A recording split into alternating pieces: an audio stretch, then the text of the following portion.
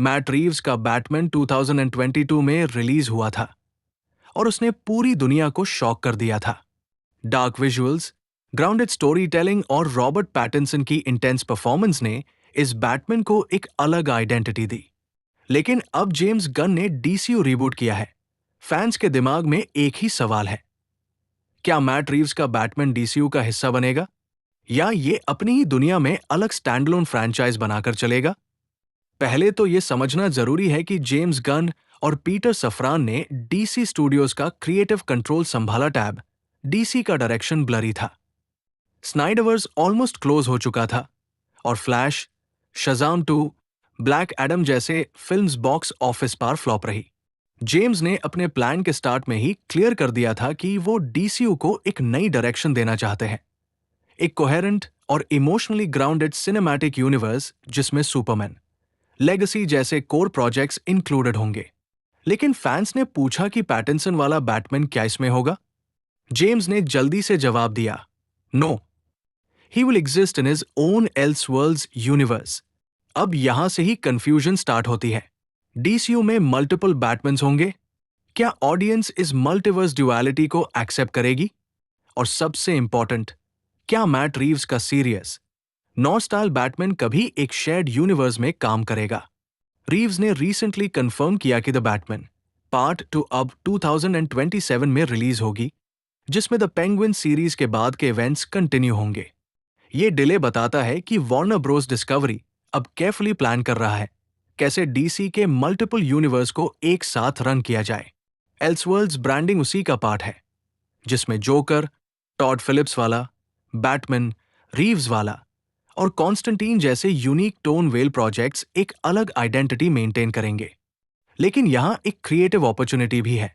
James Gunn ने एक बार कहा था, नेवर से नेवर। इसका मतलब यह हो सकता है कि इफ फ्यूचर में फैंस डिमांड करें और दोनों क्रिएटिव विजन्स अलाइन हो जाए, तो पैटिंसन का बैटमैन किसी मल्टीवर्स इवेंट में कैमियो या अपीयरेंस कर सकता है। जैसे मार्वल ने स्पाइडरमैन नो वे होम में मल्टीपल वर्जन्स इंट्रोड्यूस किए, वैसे ही डीसी भी एक crisis on infinite earths type event plan कर रहा है, जिसमें different versions including Reeves Batman एक स्टोरी में आ सकते हैं। ये move not just fan service होगा, बट नैरेटिव एक्सपांशन भी, जिसमें रीव्स का बैटमैन अपनी ग्रिटी वर्ल्ड से टेम्पररीली निकलकर डीसीयू के डायनामिक वर्ल्ड में इंटरैक्ट करे। लेकिन इस आइडिया के कुछ मेजर हर्डल्स भी हैं। सबसे पहला, क्रिएटिव कॉन्फ्लिक्ट। मैट रीव्स एक ऑटर फिल्म मेकर है जो अपने विजन को कॉम्प्रोमाइज नहीं करते। उसके बैटमैन वर्ल्ड में रिडलर, पेंगुइन, मिस्टर फ्रीज जैसे विलन्स ग्राउंडेड है, कोई लेजर वील्डिंग एलियन या मैजिकल थ्रेट नहीं।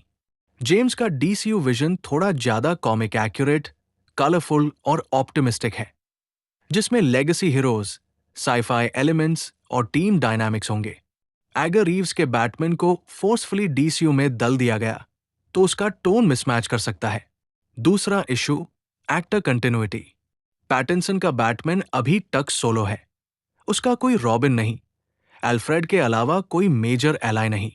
जेम्स का बैटमैन ऑलरेडी एक फादर फिगर होगा डेमियन के साथ, तो दोनों कैरेक्टर्स का पर्सनैलिटी गैप काफी बड़ा है। ये कास्टिंग और कैरेक्टर डेवलपमेंट के लेवल पे कॉन्फ्लिक्ट क्रिएट करता है। तो बेस्ट सिनारियो यही है कि रीव्स अपना ट्रायलॉजी कंप्लीट करे और डीसीयू अपने brave and bold story line develop करे। फिर फ्यूचर में जब एक मैसिव मल्टीवर्सल थ्रेट आए, टैब टेम्पररी क्रॉसओवर हो जाए without altering core tone. Conclusion ये है कि मैट रीव्स का बैटमैन अभी डीसीयू का ऑफिशियल पार्ट नहीं है और नियर फ्यूचर में बनने के चांसेस कम है। लेकिन सिनेमैटिक मल्टीवर्स की पावर यही है कि कभी भी कोई भी क्रॉसओवर पॉसिबल हो सकता है। जैसे द फ्लैश में माइकल कीटन वापस आए, वैसे ही कभी पैटिंसन का बैटमैन किसी मल्टीवर्स इवेंट में एक की प्लेयर बन सकता है।